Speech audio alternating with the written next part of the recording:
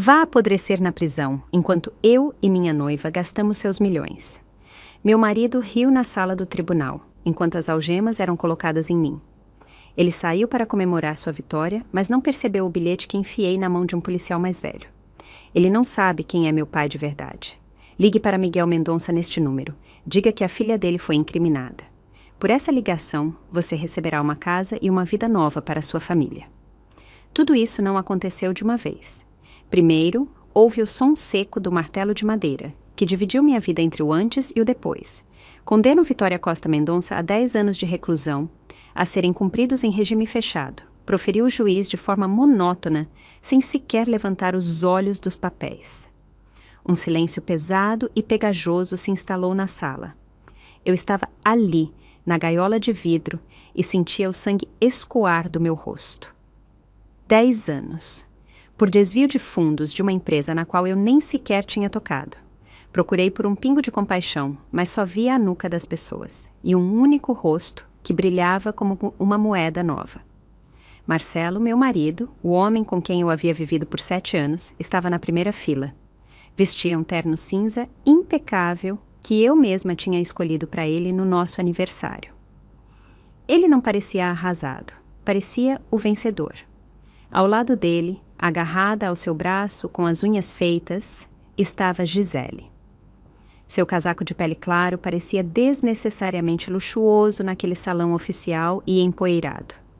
Marcelo se aproximou da grade enquanto os guardas faziam soar as chaves. Ele se inclinou tão perto que senti o cheiro de seu perfume caro, aquele que eu havia lhe dado no último Natal. Não sinta minha falta, Vivi. Ele sussurrou, e seus lábios se curvaram em um sorriso que me causou um arrepio. Você já fez o seu trabalho. Agora é a minha vez de viver bem. Gisele deu uma risadinha, um som que parecia vidro estilhaçando. Vamos, Celo. A mesa está reservada para as 2 da tarde. Ela resmungou, puxando a manga dele. Está tão abafado aqui. Vamos, querida, vamos celebrar. Marcelo disse em voz alta, para que todos ouvissem. Ele me lançou um último olhar, o olhar de alguém que joga fora um comprovante antigo e inútil, e se virou para a saída. Fui retirada do fórum pela porta dos fundos. Um corredor longo e mal iluminado, paredes pintadas de verde musgo, cheiro de mofo e cigarro.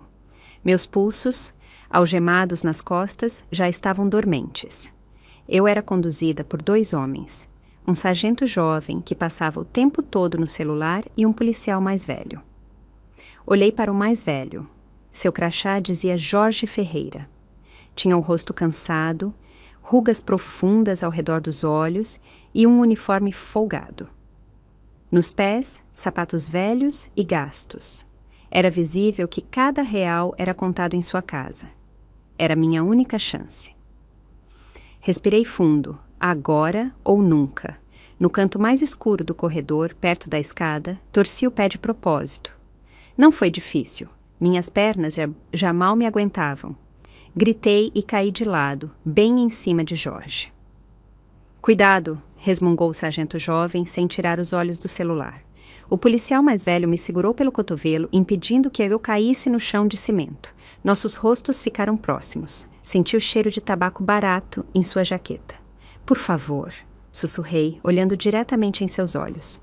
Meus dedos, fechados em punho nas minhas costas, se abriram. Uma bolinha de papel deslizou para sua palma grossa e áspera.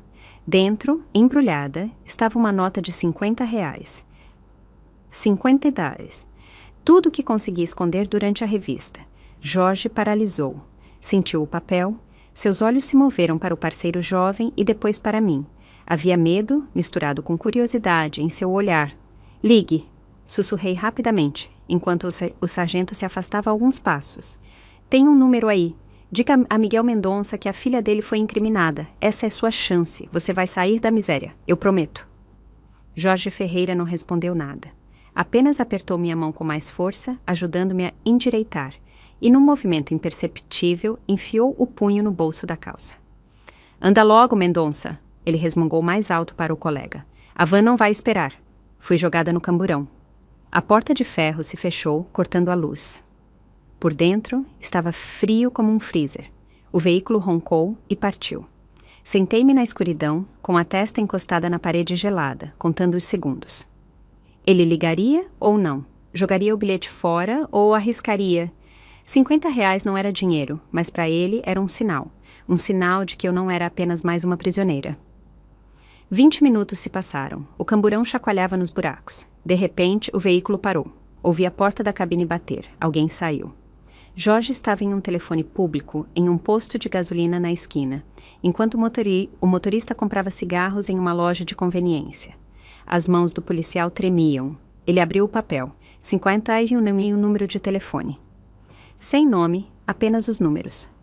Ele olhou para o camburão. O motorista ainda discutia com a vendedora. Jorge discou o número. Os bips se arrastaram. Ele já estava prestes a desligar, pensando que era uma brincadeira de mau gosto. Mas alguém atendeu do outro lado. Escuto. A voz era grave, como uma pedra de granito. Nada de alô, nada de secretárias. É Miguel... Senhor Mendonça? Perguntou Jorge, gaguejando. Me pediram para dar um recado. Uma mulher, Vitória Mendonça, diz que é sua filha. Diz que a incriminaram. O silêncio tomou conta do telefone. Jorge só ouvia a própria respiração. Onde ela está agora? A voz ficou mais baixa e, por isso, mais assustadora. No camburão, estamos a caminho da delegacia central. Vamos passar agora pela ponte estaiada. Espere, a voz ordenou brevemente, e a ligação caiu. Jorge voltou para a savane, pálido como um lençol. O motorista não notou nada. Seguimos adiante. 10 minutos depois, o camburão entrou na ponte sobre o rio Pinheiros. A chuva cai em flocos grossos, fechando a visibilidade. De repente, o veículo foi puxado bruscamente para frente. Um guincho de pneus, uma batida, e fui arremessada contra a parede oposta da cela. O motorista praguejou. Do lado de fora, gritos e buzinas de carros. "O que houve?" gritou o sargento jovem. A porta traseira do camburão se escancarou por fora. O ar gelado e a luz forte dos faróis invadiram a abertura. A pista estava bloqueada por 3 enormes SUVs pretos. Eles estavam atravessados na ponte, bloqueando totalmente o trânsito. Em volta deles havia homens fortes em casacos escuros. Nada de polícia, nada de sirenes. Era um exército particular. Um homem saiu do carro central.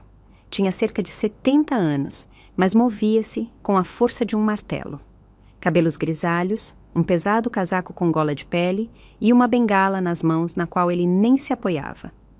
Miguel Mendonça, o homem cujo nome era sussurrado naquela cidade. Magnata da construção, dono de fábricas e, segundo os rumores, o verdadeiro dono das sombras de metade do país. O capitão da polícia, chefe da escolta, saltou da cabine com a pistola em punho, mas imediatamente a abaixou ao ver quem estava à sua frente. "Senhor Miguel!" A voz do capitão tremeu. "Estamos em escolta especial, não podemos..." Mendonça sequer olhou para ele. Ele foi direto para a porta aberta do camburão. Seus olhos, frios e cinzentos como o céu de inverno, me encontraram na escuridão da caixa de metal. Fui tirada para fora. Eu tremia, não de frio, mas de adrenalina. Olhava para o homem que nunca tinha visto, mas sabia que o sangue dele corria em minhas veias. Eu esperava qualquer coisa, abraços, lágrimas, palavras de consolo. Mendonça, em silêncio, estendeu ao capitão da polícia uma pasta fina com documentos. "A jurisdição foi alterada", ele disse com a voz calma. "Ela, agora, está em prisão domiciliar enquanto as investigações continuam, sob minha responsabilidade pessoal. Alguma pergunta?" O capitão abriu a pasta, viu a assinatura do Procurador-Geral do Estado e um selo que mal havia secado. "Não, senhor", ele murmurou, guardando a pistola. Mendonça fez um sinal para seus homens. 2 seguranças vieram até mim, removeram as algemas e, com um gesto, me convidaram a entrar no interior aquecido do SUV. Sentei-me no banco de couro, ainda sem acreditar no que estava acontecendo. Mendonça sentou-se ao meu lado. O carro partiu, fazendo um retorno ilegal na pista. Virei-me para ele. "Obrigada." Comecei, sentindo um nó na garganta. "Eu sabia que você ajudaria. Sabia que não deixaria sua filha." Mendonça virou a cabeça lentamente. Não havia um pingo de calor paterno em seu olhar. Era o olhar de um predador avaliando a utilidade de uma ferramenta. "Não se iluda, Vitória", ele me interrompeu. Sua voz era seca e dura. Eu não te tirei de lá porque é minha filha, nem porque sinto pena de você. Ele tirou um charuto do bolso, mas não acendeu, apenas o girou entre os dedos. Seu marido idiota pensa que roubou o dinheiro da sua empresa. Ele pensa que te incriminou perante a Receita Federal. Mendonça sorriu, e aquele sorriso era mais assustador do que qualquer ameaça. Mas ele cometeu um erro. Aqueles 50 milhões de reais que ele movimentou através das suas contas não eram fundos da empresa. Era o meu caixa 2 particular, meu buffer clandestino. Eu paralisei. Marcelo havia roubado dinheiro, não dos acionistas. Ele havia roubado do homem mais perigoso da cidade. Marcelo Ramos não apenas te colocou na cadeia, continuou Mendonça, olhando diretamente nos meus olhos. Ele, sem saber, declarou guerra ao rei desta cidade. E você, Vitória, não me é útil agora como filha. Você me é útil como arma. Não estamos indo tomar café. Estamos indo preparar um contra-ataque. O carro entrou por um portão de ferro que se fechou com um estrondo atrás de nós, isolando-me do mundo exterior. A casa de Mendonça parecia uma fortaleza medieval reformada para os padrões modernos de paranoia. Muros altos, câmeras no perímetro, seguranças armados. Eu preciso ver meu filho. Foi a primeira coisa que disse ao sairmos do carro. O Paulo está sozinho, ou com a babá. Eu nem sei onde ele está. O Marcelo pode tê-lo abandonado. Mendonça sequer diminuiu o passo. Ele caminhava em direção à porta de carvalho maciça, batendo a bengala no piso de granito. Seu filho está bem. Meus homens estão de olho na casa dele à distância. Ele jogou por cima do ombro. Mas você não vai lá agora. Eu não estou pedindo permissão. Tentei passar à frente dele, bloqueando o caminho. Eu sou a mãe, pai. Agora eu sabia que ele era meu pai. Ele parou e olhou para mim de cima. Na luz brilhante do hall, vi meu reflexo no espelho. Cabelo emaranhado, rímel borrado, o blusão cinza e barato com o qual fui presa. Eu parecia patética. Eu parecia uma vítima. Nesse estado, você não vai ver seu filho, ele cortou. E muito menos vamos à festa de seu marido assim. Se você quer destruir Marcelo, precisa entrar lá, não como uma cadela espancada, mas como a dona da situação. Ele estalou os dedos. 2 mulheres apareceram imediatamente de uma porta lateral, com pilhas de roupas e estojos de maquiagem. E atrás delas saiu Jorge, o mesmo policial que há 1 hora ligava para Mendonça com a mão trêmula. Agora ele vestia um excelente terno preto, que lhe caía muito melhor do que o uniforme da prisão, e um fone de ouvido enroscado estava em sua orelha. Jorge Ferreira é agora o chefe da sua segurança pessoal. Mendonça assentiu. Ele tem um bom incentivo para te proteger. Eu cumpri minha promessa. A hipoteca dele está paga, os filhos estão na faculdade. Ele é sua sombra agora. Jorge me fez um breve aceno. Seu rosto estava sério e focado. Ele não era mais o velho cansado. Ele tinha um propósito. A hora seguinte passou como um borrão. Fui lavada, secada, maquiada e vestida como uma boneca. Sem perguntas, apenas um movimento rápido de profissionais. Quando olhei para o espelho novamente, vi uma estranha. Um vestido preto rigoroso, longo, acentuando perfeitamente minha figura, um penteado alto, diamantes nas orelhas, um presente de Mendonça. Eu não parecia apenas rica, parecia perigosa. Ora, disse Mendonça, olhando para o relógio, Marcelo deve estar no meio de um brinde à liberdade dele. Fomos para o Império, o restaurante mais badalado do bairro do Itaim Bibi. Jorge ia no banco da frente, conversando constantemente com alguém pelo rádio. Eu estava sentada atrás, apertando minha clutch até os nós dos dedos ficarem brancos. O medo tinha desaparecido. Restava apenas uma raiva gelada. O carro parou na entrada principal. O manobrista correu para abrir a porta, mas Jorge se antecipou. Saí para a rua, respirei o ar frio e caminhei até a porta. Os seguranças do restaurante tentaram barrar nossa passagem, afinal era um evento fechado. Mas Jorge simplesmente afastou-me brutamontes, e Mendonça nem sequer olhou para eles. Entramos no salão. A música tocava alto, o tilintar dos copos se misturava a gargalhadas embriagadas. Marcelo estava na ponta de uma longa mesa, segurando uma taça de champanhe. Gisele estava pendurada nele, já visivelmente bêbada. A vida nova! Gritou Marcelo com o rosto vermelho. Que o lastro permaneça no fundo! Nesse momento, entramos no centro do salão. A música parou, como se o DJ tivesse sido estrangulado. O silêncio se espalhou em ondas a partir de nossa mesa, até cobrir todo o restaurante. Marcelo congelou com a taça levantada. Ele me viu, seus olhos se arregalaram, a boca ficou entreaberta. O copo escorregou de seus dedos. O som do vidro quebrando no silêncio total soou como com um tiro. O champanhe espirrou em sua calça, mas ele nem estremeceu. Caminhei lentamente até a mesa. Meus saltos batiam secos no piso de madeira. Os convidados, entre eles nossos amigos em comum e parceiros de Marcelo, olhavam para mim como se eu fosse um fantasma. Boa noite. Minha voz era calma e clara. Peço desculpas pelo atraso. Negócios, vocês entendem. Aproximei-me de Marcelo. Ele recuou, esbarrou na mesa e quase caiu. Gisele deu um gritinho e se escondeu atrás dele. Vivi, ele ofegou. Você foi condenada a 10 anos. Um erro nos documentos, querido. Eu sorri e vi que aquele sorriso o fez estremecer. Obrigada por cuidar dos meus bens enquanto eu estava ocupada. Afinal, é isso que você está comemorando, não é? A manutenção bem-sucedida do capital da família. Sentei-me na cabeceira da mesa, no lugar que ele considerava seu. Mendonça ficou parado na sombra de uma coluna, observando. Marcelo, pálido como giz, pegou o celular com as mãos trêmulas. Eu vou ligar agora. Isso é uma fuga, ele sibilou. Vão te trazer de volta para a cela. Polícia! Cadê a polícia? Eu estou aqui, Marcelo Ramos, ecoou uma voz grave de uma mesa vizinha. Marcelo virou-se bruscamente. Sentado ali estava o delegado-geral Samuel, chefe da Polícia Civil da capital. Ele levantou um copo de cachaça, olhando para mim. A saúde de Vitória Mendonça, o delegado trovejou, virando o copo. E a justiça? O celular caiu das mãos de Marcelo no carpete. Ele percebeu que o chão estava se abrindo sob seus pés. Ele se inclinou em minha direção. Seu rosto estava distorcido de raiva e medo. Você acha que venceu? Ele sussurrou no meu ouvido, salpicando saliva. Acha que voltou como rainha? Você não tem nada. Eu vendi o apartamento, 1 hora atrás. O negócio está fechado. Seu filhote será jogado na rua amanhã de manhã pelos novos proprietários. Ele esperava histeria, lágrimas, gritos, mas eu apenas o encarei com calma.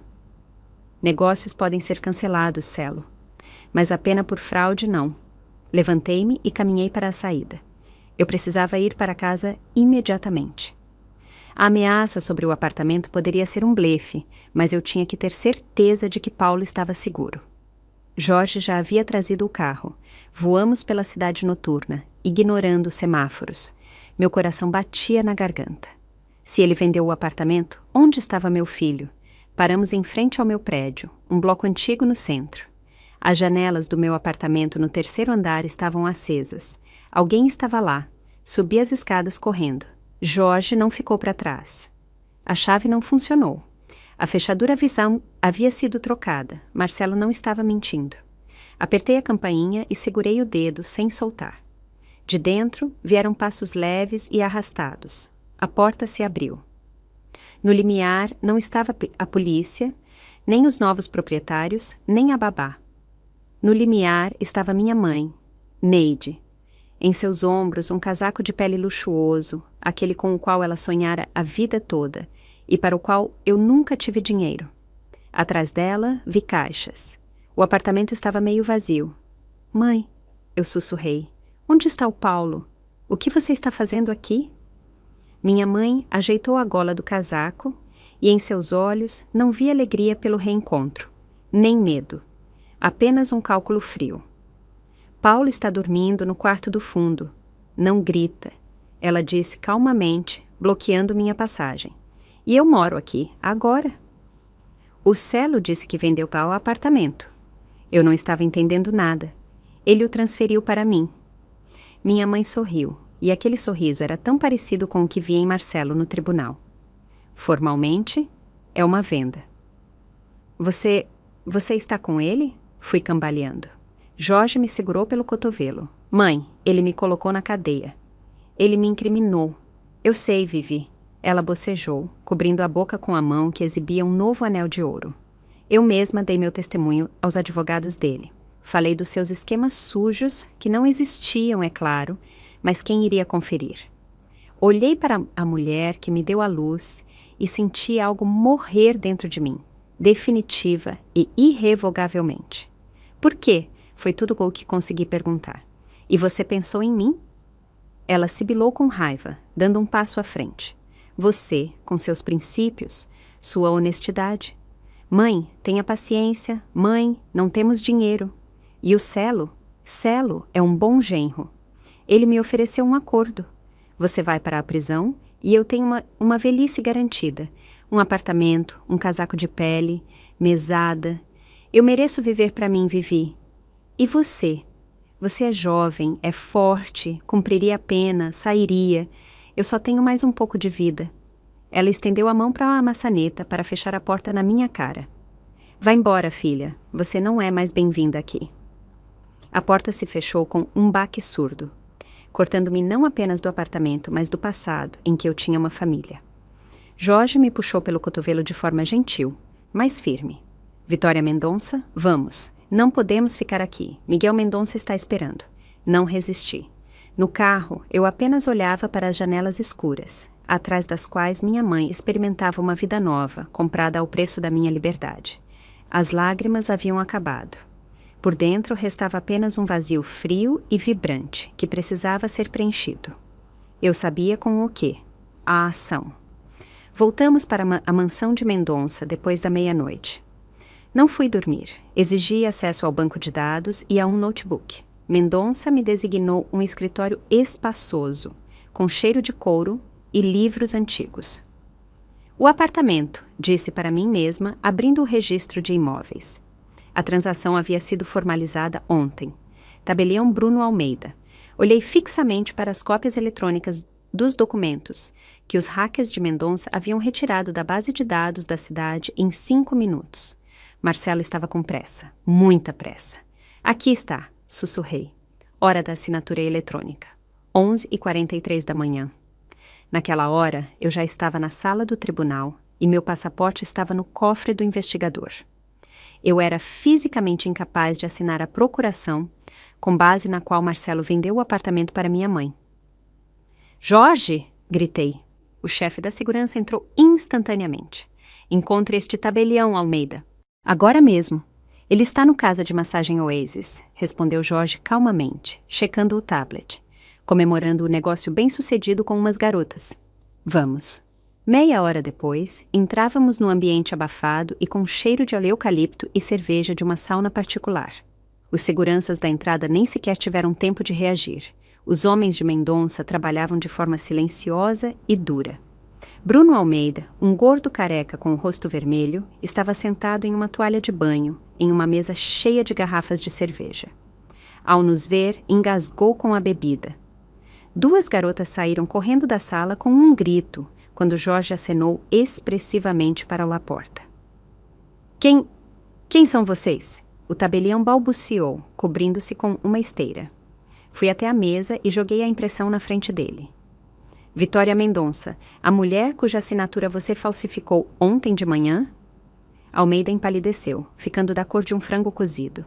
Eu não falsifiquei nada. Está tudo dentro da lei. Havia uma procuração.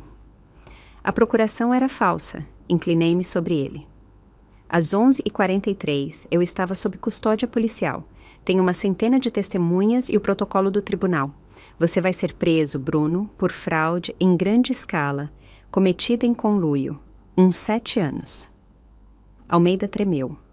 Ele olhou para Jorge, que estava na porta, brincando com um cacetete, e depois para mim. Eu não queria, ele guinchou. Ramos me forçou. Ele me mostrou uma foto, minha esposa, meus filhos. Ele disse que se eu não formalizasse o negócio com data retroativa, algo ruim aconteceria com eles. Ele é um psicopata. Estava endividado. Precisava transferir o bem para que não fosse apreendido pelos oficiais de justiça. Escreva.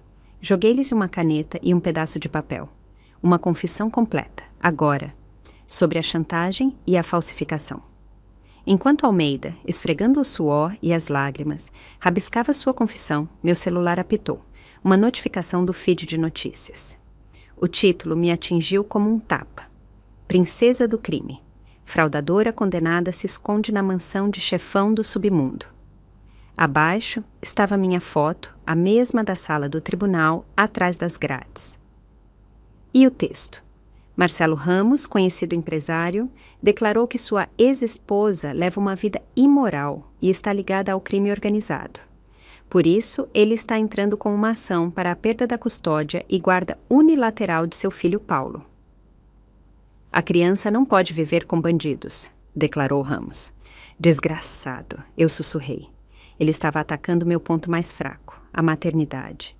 Ele sabia que a ligação com Mendonça era um estigma. E ele estava usando isso para tirar meu filho. Não porque eu o amava, mas para me machucar mais. Voltamos para a mansão. Mendonça já sabia. Ele estava sentado na sala de estar, examinando os documentos que os advogados haviam trazido. Ele entrou com a ação há 1 hora, disse meu pai sem levantar a cabeça. Baseia-se na sua ficha criminal e no meu passado. Formalmente, ele tem uma posição forte. O tribunal pode dar a guarda ao pai? Não vai dar. Eu peguei a pasta com os prontuários médicos que Marcelo havia anexado como prova de sua paternidade e saúde. Vou destruí-lo no tribunal. Comecei a folhear os documentos. Atestados, exames, características. Marcelo havia reunido tudo para parecer o pai perfeito. Aqui estava a certidão de nascimento de Paulo. Aqui estava o prontuário médico de Marcelo, da clínica particular Gênesis. Eu parei, meu olhar fixou-se em uma linha no exame de sangue de Marcelo. Tipo sanguíneo, o negativo. Eu franzi a testa. O meu era A positivo. O de Paulo era B positivo. Eu paralisei. Isso era impossível? Biologicamente impossível. Se o tipo sanguíneo da mãe é A e o do pai é O filho nunca pode ter o tipo B. Nunca. É um erro, eu murmurei. O laboratório errou. Virei a página. Havia um laudo de um urologista datado de 7 anos antes. 1 ano antes do nascimento de Paulo. Diagnóstico: a zoospermia. Infertilidade absoluta. Tratamento ineficaz. O mundo girou ao meu redor. Marcelo sabia. Ele sabia que era estéril antes mesmo do nosso casamento. Mas Paulo é meu filho. Eu o gerei. Eu o pari. Eu nunca traí Marcelo. Nunca. Como é possível? Minha voz falhou em um sussurro. Eu li freneticamente. Na pasta havia outro documento. Um contrato com uma clínica de reprodução assistida para um procedimento de fertilização in vitro, FIV, com uso de material doado.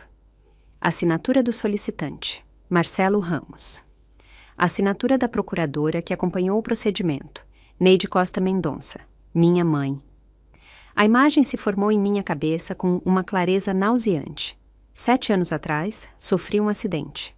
Fui operada sob anestesia geral. Minha mãe disse na época que era um pequeno procedimento ginecológico para ajustar minha saúde. Eu estava semiconsciente após a anestesia. Eles fizeram isso sem o meu conhecimento. Marcelo sabia que era infértil. Ele precisava de um herdeiro. Não apenas um filho, mas uma alavanca. Uma alavanca para pressionar Mendonça. Minha mãe sabia quem era meu verdadeiro pai. Ela sabia que Mendonça não tinha outros filhos. E ela e Marcelo decidiram criar um neto para o bilionário. Eles usaram meu corpo como uma incubadora, implantando-me um óvulo doado fertilizado ou usando esperma de doador enquanto eu estava vulnerável. Eles planejaram isso. Levantei os olhos para Mendonça. 7 anos atrás, minha mãe e Marcelo, Paulo. Ele não é filho de Marcelo. Marcelo sempre soube. Mendonça pegou o documento de mim. Seu rosto escureceu. Então ele não é apenas um ladrão. Ele disse calmamente. Ele é um trapaceiro que tentou colocar um ovo estranho no meu ninho, para depois reivindicar a herança através da criança. Sua mãe não te vendeu ontem, Vivi. Ela vendeu seu útero 7 anos atrás. Senti um gosto amargo na garganta. Todos esses anos, Marcelo agiu como um pai amoroso, sabendo que a criança não era dele. Ele o tolerou, o criou, apenas como um projeto de negócios. Este é o fim do processo dele. eu disse, e minha voz estava firme como aço. Ele não é o pai, ele não tem direito sobre Paulo. Nenhuns. Sim, Mendonça assentiu. Mas agora sabemos que sua mãe é um monstro pior do que Marcelo. Fechei os punhos. Agora, eu não queria apenas meu filho de volta. Eu queria destruir os dois, reduzi-los a pó. Amanhã à noite haverá um evento de caridade, eu disse, olhando para a janela escura. Marcelo estará lá, buscando investidores. Eu vou e vou transformar a vida dele em um inferno. Na manhã seguinte, a cidade acordou com a notícia. Miguel Mendonça estava organizando um grandioso baile de caridade, noite de inverno, em benefício de orfanatos. A entrada era apenas por convite, e todos os que tinham peso na cidade receberam esses convites, incluindo Marcelo. Eu sabia que ele viria. A vaidade dele não permitiria que perdesse um evento onde todo o dinheiro da região estaria reunido, mesmo que o organizador fosse seu inimigo. Ele pensava que havia vencido, que eu estava quebrada e me escondendo. Ele não sabia que eu já havia armado as armadilhas. A noite chegou rapidamente. O salão do Palácio de Eventos, alugado por Mendonça, brilhava com ouro e cristal. Garçons serviam champanhe. Senhoras em casacos de pele discutiam as últimas fofocas. Eu estava na sacada do segundo andar, observando a entrada. Eu usava um vestido cor de chumbo, fechado, rigoroso, mas incrivelmente caro. Eu não era apenas a filha do magnata. Eu era a anfitriã daquela noite. E então ele apareceu. Marcelo entrou como um rei, conduzindo Gisele pelo braço. Ela usava algo rosa-choque, com um decote profundo, totalmente inadequado para uma noite de caridade. Marcelo sorria, apertava mãos, dava tapinhas nas costas de banqueiros. Ele estava confiante. Ele pensava que o apartamento era dele, o filho era dele e eu era material descartável. Descia a escada lentamente, passo a passo. A música diminuiu. Todas as cabeças se voltaram para mim. Marcelo congelou com a taça na boca. Boa noite, senhoras e senhores. Minha voz, amplificada pelo microfone, ecoou pelo salão. Obrigada por virem apoiar as crianças. Para mim, como mãe, isso é especialmente importante. Passei pela multidão, sorrindo para todos, mas olhando apenas para Marcelo. Eu o vi ficar tenso. Vitória Mendonça, Pedro Hilário, o diretor do principal banco regional, correu até mim. Que encontro! Estávamos discutindo o novo projeto do seu marido. Ex-marido. Planos grandiosos para um novo complexo residencial. Marcelo imediatamente forçou um sorriso, tentando retomar a iniciativa. Sim, Pedro Hilário, já estamos na fase de terraplanagem. O investimento terá um retorno triplo. Eu toquei suavemente o braço do banqueiro. Pedro Hilário, o senhor sabe o quanto eu respeito sua cautela, eu disse baixinho, mas alto o suficiente para Marcelo ouvir. Espero que tenha verificado a idoneidade do imóvel dado como garantia. Há rumores de que o apartamento que Marcelo Ramos ofereceu como garantia de crédito é, digamos, objeto de uma investigação criminal por fraude. O rosto do banqueiro se contorceu e ele se virou abruptamente para Marcelo. Marcelo, isso é verdade? O apartamento está sob mandado de busca? Não, é mentira, Marcelo guinchou. Seu rosto ficou manchado de vermelho. Ela está mentindo, é apenas vingança. Os documentos estão limpos. Documentos assinados por um tabelião que ontem confessou à promotoria. Eu pisquei inocentemente. Oh, selo! Você não contou a Pedro Hilário sobre Bruno Almeida? Ele foi preso ontem na casa de massagem. Ele está cantando como um passarinho. Um silêncio mortal se formou ao nosso redor.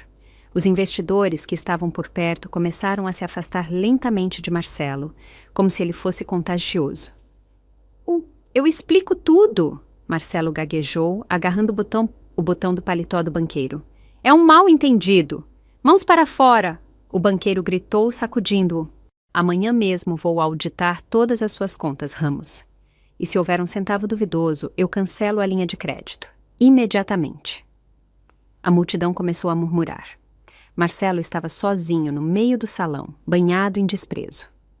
Gisele, percebendo o perigo, tentou se afastar discretamente em direção à mesa de aperitivos. Marcelo me lançou um olhar de ódio puro e inalterado. Ele se virou e caminhou rapidamente em direção à área de serviço, a cozinha. Eu acenei para Jorge e o segui.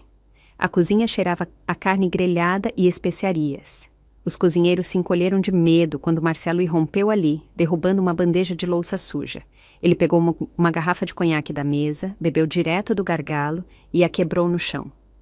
Você, ele me viu. Você estragou tudo de novo. Seus olhos estavam injetados de sangue. Ele deu um passo em minha direção, levantando a mão para me bater. Eu vou te destruir. Vou te reduzir a pó. Seu punho voou em direção ao meu rosto. Eu nem pisquei. No último segundo, um braço de ferro agarrou seu pulso. Jorge saiu das sombras, calmamente e sem alarde, como se estivesse apenas tirando o lixo. Ele torceu o braço de Marcelo até que ele uivou e caiu de joelhos no chão sujo de azulejo. Não aconselho, disse Jorge baixinho. Mais um movimento, e eu quebro seu cotovelo. Marcelo ficou de joelhos, respirando pesadamente. O suor escorria de sua testa. Ele levantou a cabeça e olhou para mim de baixo para cima. E, de repente, ele riu. Não era um riso histérico. Era o riso de um homem que ainda tinha uma última carta na manga, a mais terrível. Você se acha esperta, Vivi? Ele ofegou, limpando os lábios com as costas da mão. Acha que encontrou o tabelião, assustou o banqueiro e pronto? Você se esqueceu com quem viveu por 7 anos? Se esqueceu de quem é a sua filha? Ele tateou o bolso com a mão livre e puxou o celular. Solte-o, Jô, eu disse. Jorge soltou o aperto a contragosto. Marcelo se levantou, sacudiu a calça e apertou a tela com um sorriso. Escute, ele disse. Do alto-falante do telefone veio um estalo e em seguida uma voz. Rouca, baixa, com entonações características. A voz que agora eu conhecia muito bem. A voz de Miguel Mendonça. A gravação era antiga, de má qualidade, mas as palavras eram claras. Escute-me com atenção. Aquele comerciante, Silva. Ele está me atrapalhando. Ele não entende as coisas pelo lado bom. Faça com que ele desapareça para sempre. Sem rastros. Que pareça um acidente de caça ou um acidente de carro. Não me importa. O importante é que ele não esteja aqui amanhã. A gravação parou. O silêncio na cozinha era quebrado apenas pelo chiado do óleo na frigideira. Olhei para Marcelo, sentindo minhas mãos ficarem geladas. Reconhece o papai? Marcelo sorriu cinicamente. 96. João Silva realmente morreu naquela época. Bateu o carro, os freios falharam. O caso foi encerrado como acidente. De onde você tirou isso? Perguntei, tentando manter a voz firme. Pergunte à sua mamãezinha. Marcelo se balançou nos calcanhares, satisfeito. Neide Costa é uma mulher precavida. Ela guardou essa fita por 20 anos, por precaução. Ela era secretária do Mendonça naquela época, lembra? Ela gravava todas as conversas dele. Um seguro. Ele se aproximou de mim. Agora ele não temia Jorge. Ele sentia o poder. Este é o original, Vivi. A perícia vai confirmar a voz. O prazo de prescrição de assassinato não expirou, se o caso for reaberto devido a novas evidências. Seu papai vai apodrecer na prisão por muito tempo. O que você quer? Eu perguntei. É simples. Marcelo parou de sorrir. Seu rosto endureceu. Você assina a renúncia da herança. Você me transfere todas as ações da construtora Mendonça, que ele já transferiu para o seu nome, agora mesmo, e então esta fita desaparece. Ele balançou o celular na frente do meu rosto. Você tem 24 horas, Vivi.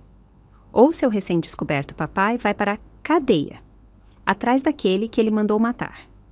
E, acredite, lá não será tão confortável quanto nesta mansão.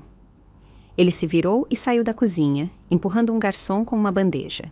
Fiquei parada no meio dos cheiros de comida e graxa, sentindo a armadilha se fechar. Eu tinha acabado de me salvar da prisão. Mas agora a prisão ameaçava a única pessoa que poderia me proteger. Vitória Mendonça, começou Jorge. Cale a boca, eu o interrompi. Preciso falar com meu pai. Agora? Saí correndo da cozinha. Eu precisava saber a verdade. Ele havia matado aquele homem? E se sim, eu estava disposta a pagar por isso com o meu futuro? Voltamos para a mansão em completo silêncio. Mendonça esperava no escritório, parado em frente à lareira. Ele não se virou quando entrei, mas vi suas costas tensas. Ele já sabia.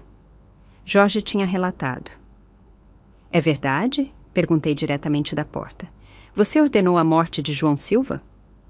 Meu pai se virou lentamente. Na luz do fogo, seu rosto parecia esculpido em pedra. A voz na gravação é minha, ele respondeu calmamente. Mas o contexto eles cortaram. Silva não era santo. Ele sequestrou a filha do meu sócio. Eu ordenei que ele fosse tirado do caminho para libertar a garota.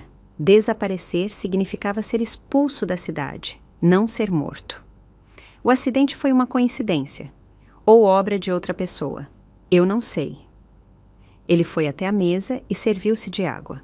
A mão não tremeu. Mas no tribunal isso não terá importância, ele continuou. A gravação é inequívoca. Se chegar à promotoria, serei detido para averiguação. E na minha idade, um presídio é uma sentença de morte. Então, temos que dar a ele as ações, eu disse. Eu assino. Não. Mendonça bateu o punho na mesa. Nunca.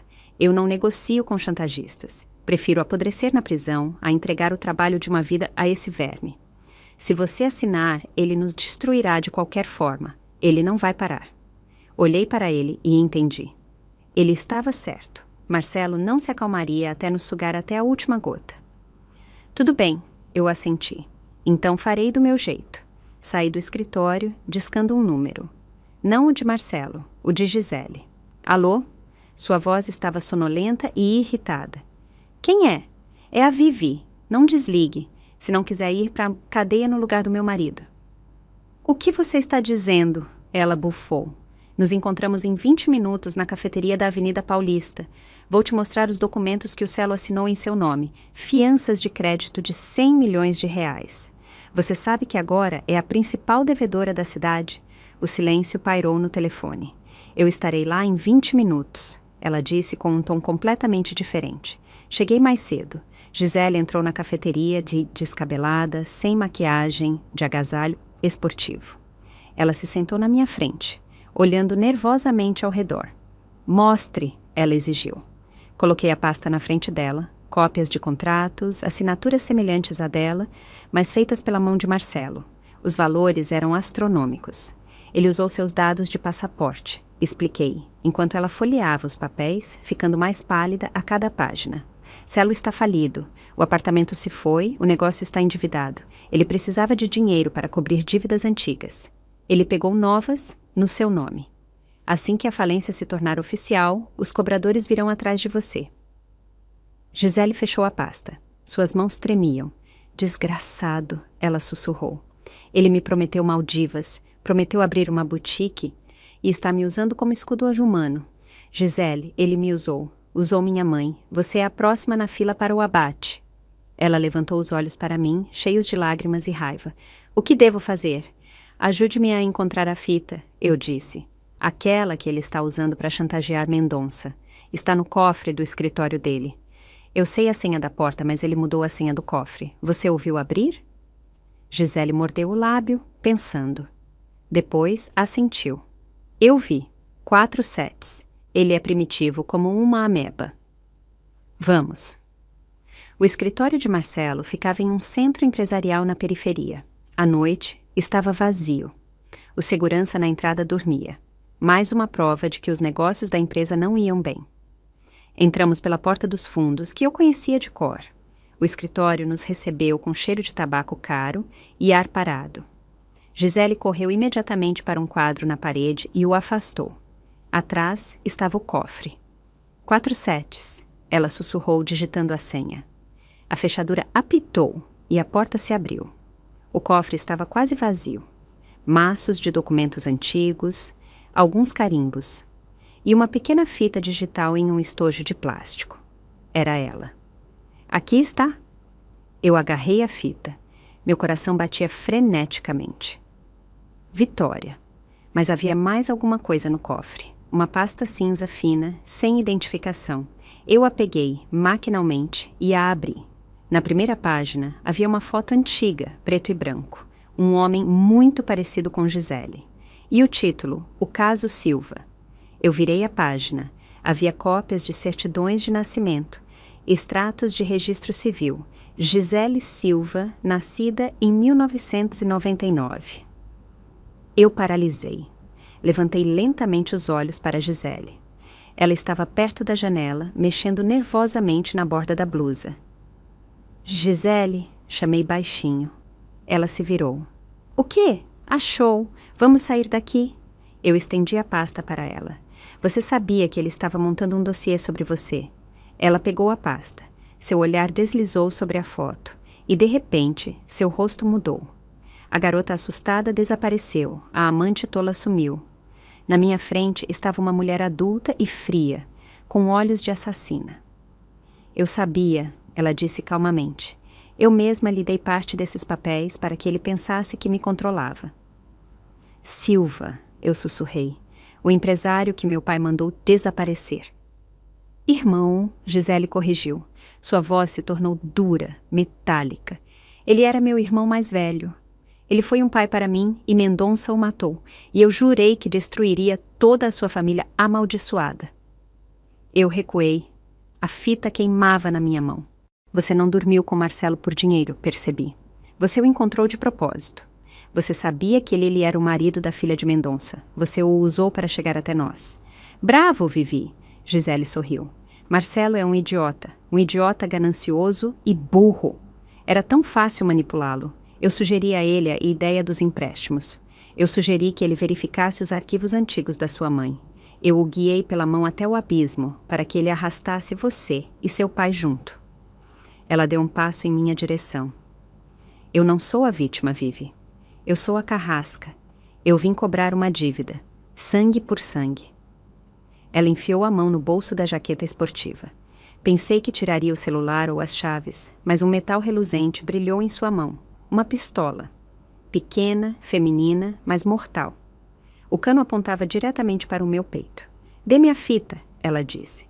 Esta é a minha prova. Com ela, eu prendo Mendonça. E você eu simplesmente mato aqui.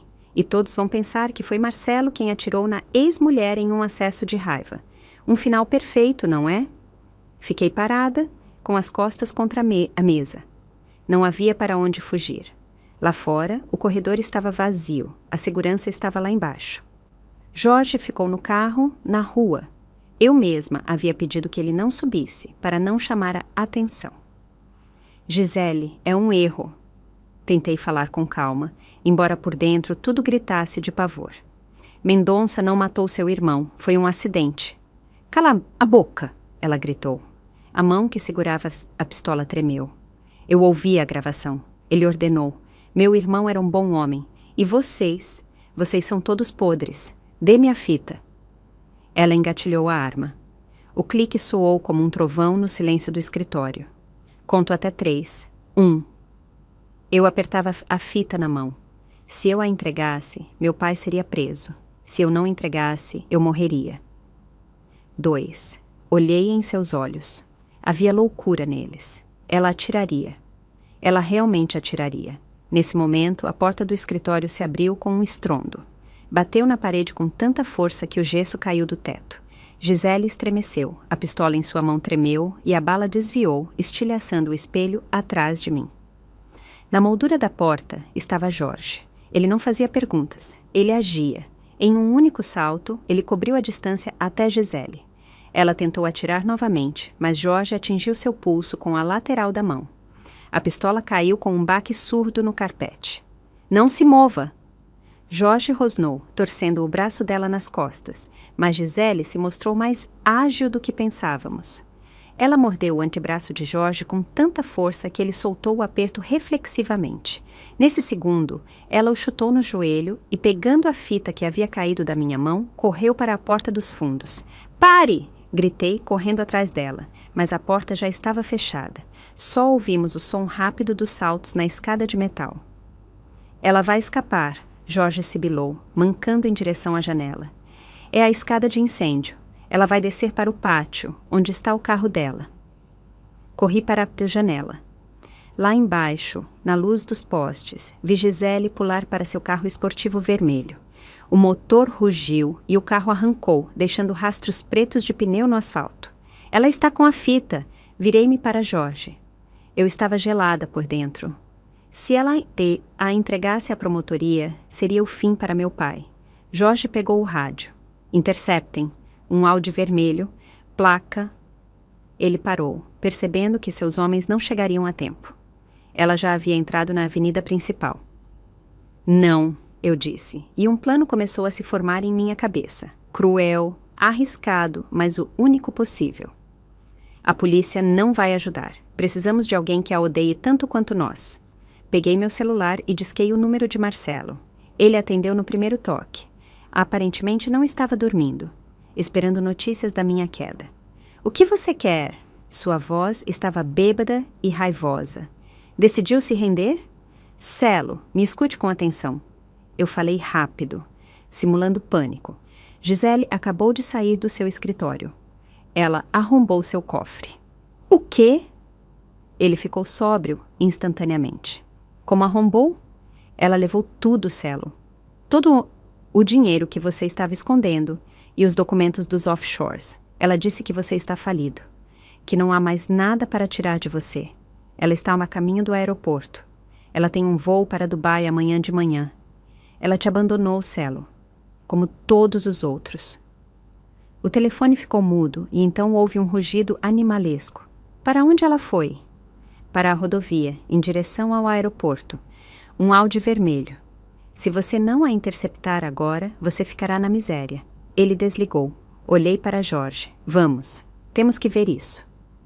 Corremos pela rodovia noturna, mantendo distância. À nossa frente, a 1 quilômetro de distância, voava um ponto vermelho, o carro de Gisele. E 1 minuto depois, um jipe preto, o carro de Marcelo, saiu de um trevo lateral. Ele estava indo para o ataque. Parecia uma luta de gladiadores. Marcelo não poupava o carro. Ele fechava Gisele, empurrando-a para o acostamento. Na estrada vazia e noturna, a corrida deles parecia surreal. Guincho de pneus, buzinas. Finalmente, perto de um acesso perto do shopping, Marcelo girou bruscamente o volante para a direita. Seu Jeep bateu no lado do Audi. O carro de Gisele rodopiou, saiu da pista e colidiu com um monte de neve na lateral. O Jeep de Marcelo parou atravessado na estrada, bloqueando a passagem. Jorge e eu paramos a uns 100 metros, desligando os faróis. Abaixei o vidro. Marcelo pulou do carro. Tinha um pé de cabra na mão. Correu para o carro de Gisele e bateu com força no vidro do motorista. Saia, sua vagabunda! Ele gritava tão alto que pudemos ouvir. Me devolva o dinheiro! Me devolva meu dinheiro! Gisele saiu do carro destruído. Ela cambaleava, com sangue na testa, mas nas mãos ela não segurava dinheiro. Ela segurava a fita. Que dinheiro, idiota! Ela gritou em resposta, e sua voz histérica ecoou pela estrada. Você não tem dinheiro nenhum. Você está falido. Eu peguei a única coisa que tem preço. Eu vou destruir Mendonça. Poucos carros noturnos começaram a parar. Pessoas saíam, pegavam seus celulares. Alguém já estava transmitindo o que estava acontecendo. Uma briga de gente rica na estrada. O melhor show para a cidade entediada.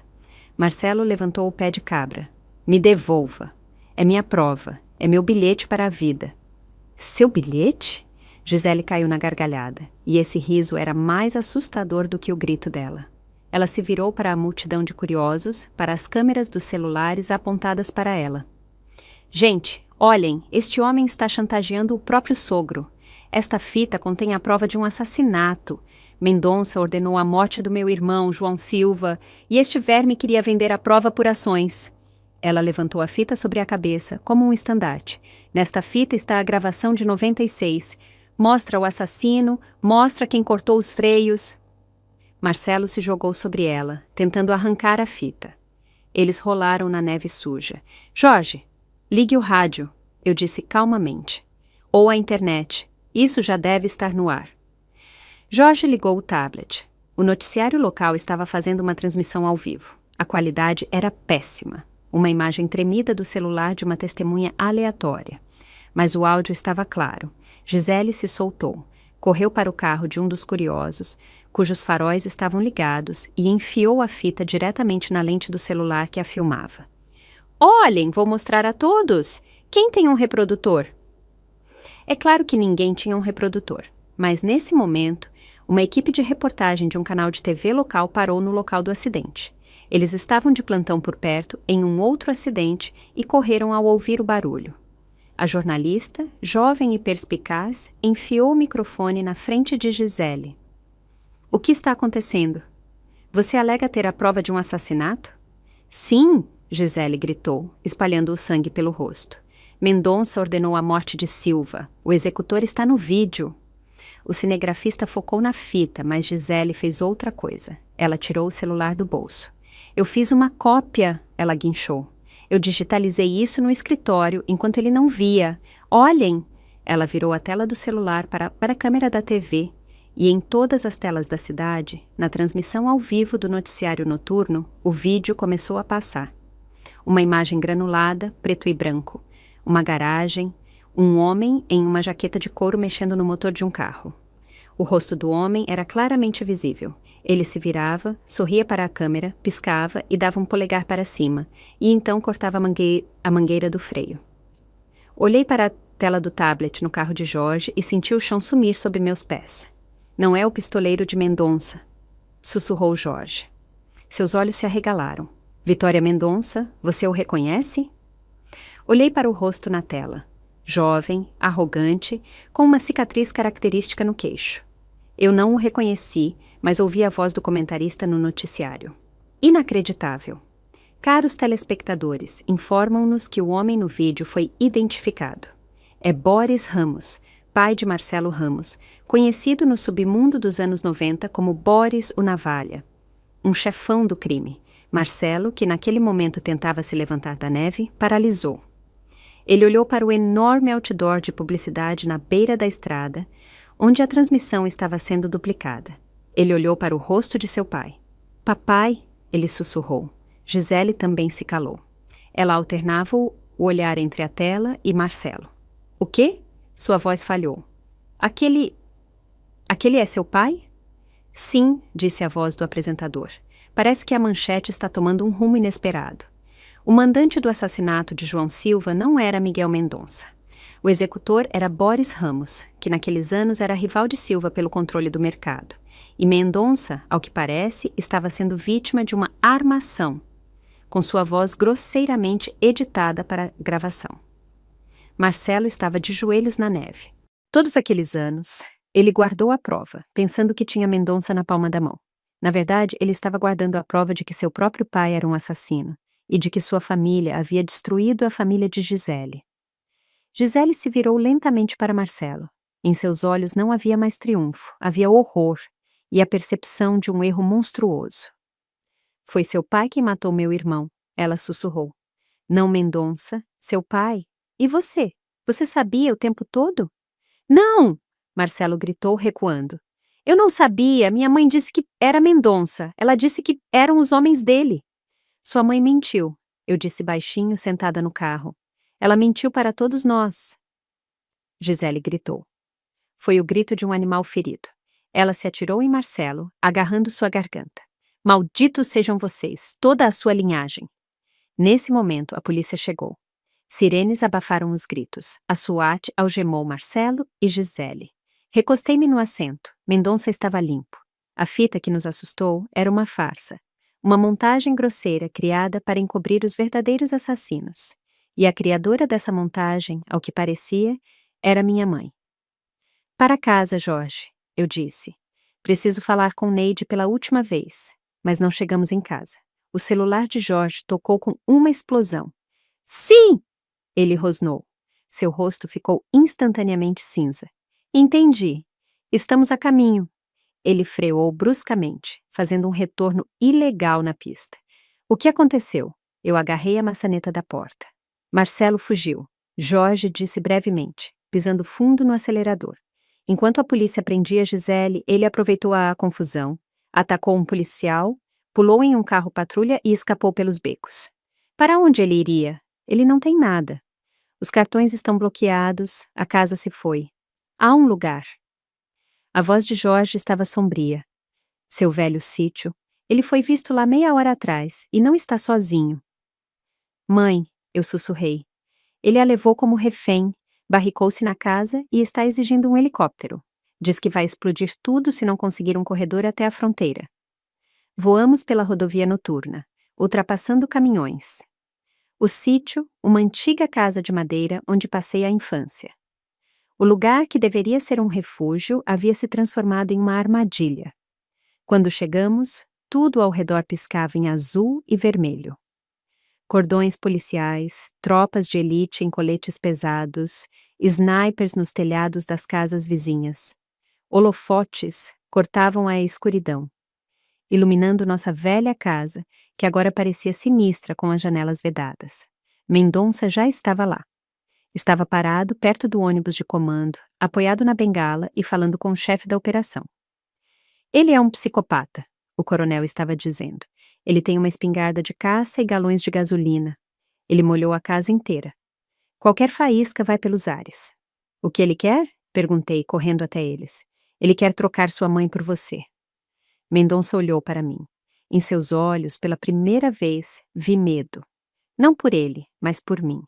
Eu vou, eu disse sem hesitar. Não! Meu pai rugiu. Você não vai lá. É suicídio. Minha mãe está lá. Olhei para a Saracasa. Uma sombra passou pela janela do segundo andar. Não importa quem ela seja. Ela é minha mãe. Não posso permitir que ele a queime viva. E além disso, ele é um covarde, Celo. Ele não atirará se vir uma chance de escapar. Ele precisa de mim como escudo humano. Mendonça ficou em silêncio. Ele sabia que eu estava certa. A tropa de elite não podia invadir. O risco de explosão era muito grande. As negociações estavam estagnadas. Dê-me um megafone, eu exigi.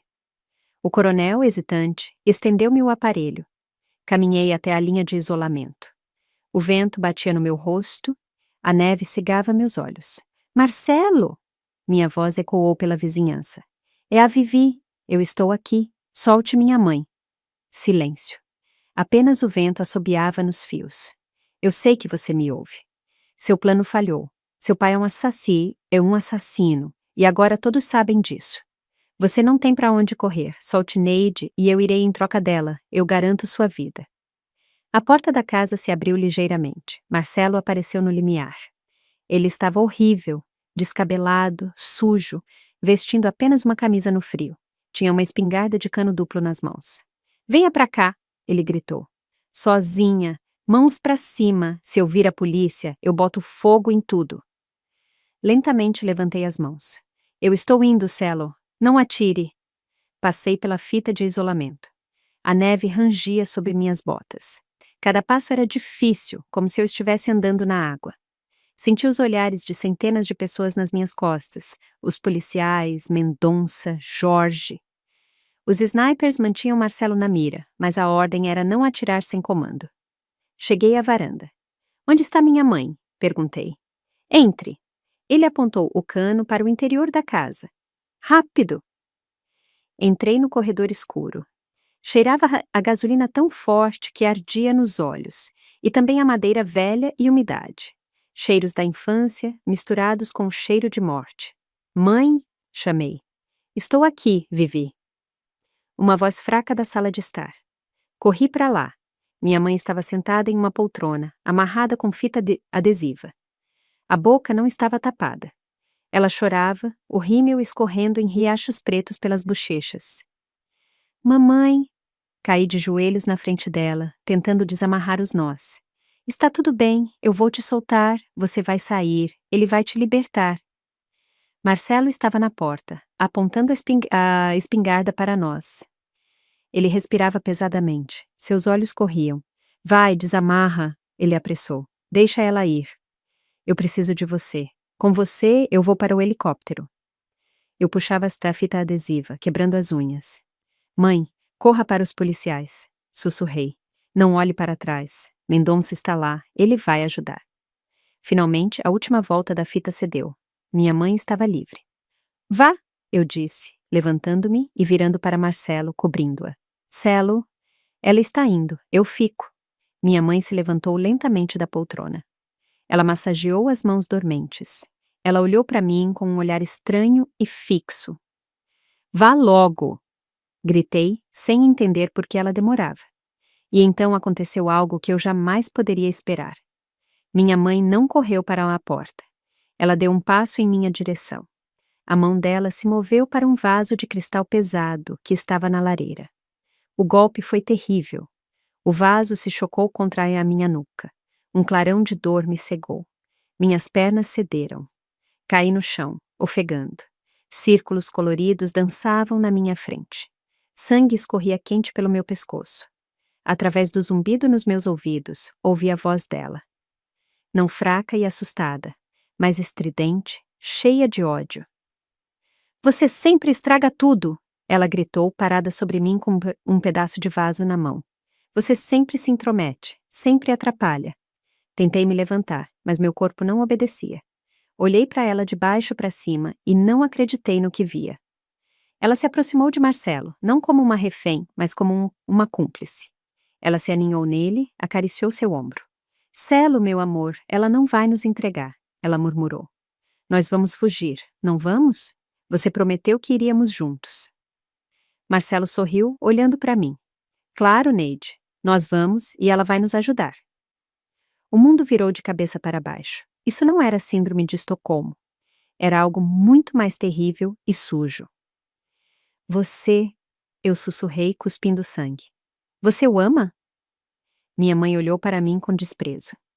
E quem eu deveria amar? Você? Ela bufou.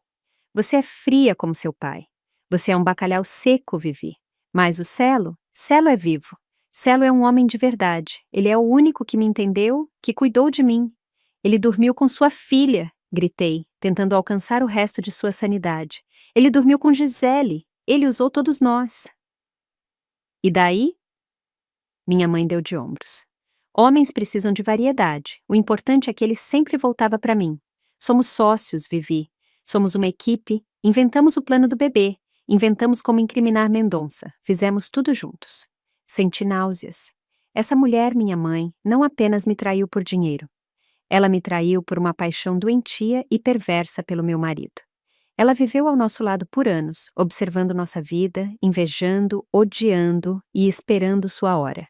Ela não era uma vítima de chantagem. Ela era a arquiteta do meu inferno. Levanta! Marcelo me chutou nas costelas. Chega de enrolação, o show vai começar. Ele me levantou bruscamente pelos cabelos. Gritei de dor.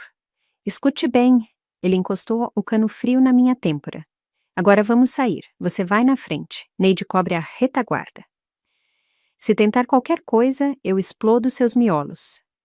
Você não vai fugir, Celo, eu sussurrei. Mendonça não vai permitir. Mendonça não vai atirar na filhinha preciosa dele. Minha mãe riu. Ele é um velho idiota. É sentimental. Ela pegou uma faca de cozinha da mesa e ficou ao lado de Marcelo. Havia um fogo fanático em seus olhos. Ela estava pronta para matar por ele, por esse verme que havia acabado de trocá-la pela própria pele. Vamos, ordenou Marcelo. Seguimos em direção à saída. Eu caminhava cambaleante, sentindo o hálito da morte na minha nuca. Mas ainda mais aterrorizante era a consciência de que, nas minhas costas, caminhavam as duas pessoas mais próximas, transformadas em monstros, e que estavam prontas para passar por cima do meu cadáver para salvar suas próprias peles. Não me lembro de ter desmaiado. Só lembro da coronhada entre as omoplatas e da escuridão com cheiro de pó. Quando abri os olhos, o mundo estava girando. Minha cabeça latejava e havia um gosto de metal na boca. Tentei me mover, mas minhas mãos estavam presas firmemente aos braços de uma cadeira de madeira antiga e minhas pernas estavam amarradas com fita adesiva. Eu estava na sala de estar. As janelas estavam cobertas por cortinas pesadas, através das quais mal passava a luz dos holofotes da polícia. Mas aqui dentro, apenas uma lâmpada fraca sob o teto estava acesa, projetando longas sombras dançantes. Marcelo e minha mãe não me davam atenção. Eles estavam ocupados, obcecados. No meio da sala, havia um esconderijo arrombado. Um baú antigo de carvalho que sempre ficava no canto e que eu considerava apenas um item de decoração. Agora, sua tampa estava aberta, um lado quebrado. Dentro, tijolos amarelados brilhavam fracamente. Ouro! Rápido, Neide! Rápido! Marcelo sibilava, enchendo uma bolsa esportiva com os lingotes pesados. Seu rosto brilhava de suor. Os olhos cintilavam febrilmente. O helicóptero não vai esperar para sempre. Temos que ir com isso. Estou tentando, Celo, são pesados. Minha mãe se agitava ao lado, entregando-lhe os lingotes. Ela ainda estava naquele casaco de pele ridículo, agora sujo de pó e teias de aranha. Meu Deus, quantos quilos tem aqui? 20, 30, 50? Sua burra, Marcelo rosnou. É a reserva estratégica do Mendonça. Sua informação estava certa. O velho guardava aqui seu fundo de aposentadoria dos anos 90. Estamos ricos, Neide. Somos reis. Olhei para eles e não acreditei nos meus olhos. Era um teatro de absurdo grotesco. Meu marido e minha mãe, as duas pessoas que deveriam ser meu alicerce, estavam roubando o esconderijo do meu pai, enquanto a SWAT os esperava lá fora. Vocês não vão escapar, sussurrei. Minha garganta estava seca, minha voz parecia um arranhão. Os dois estremeceram e se viraram. A bela adormecida acordou. Marcelo sorriu. Ele caminhou até mim, segurando um lingote de ouro na mão como se fosse um tijolo. Olhe, Vivi, olhe com atenção. Este é o preço da sua vida. Foi por isso que sua mãezinha te vendeu. E sabe de uma coisa? Valeu a pena.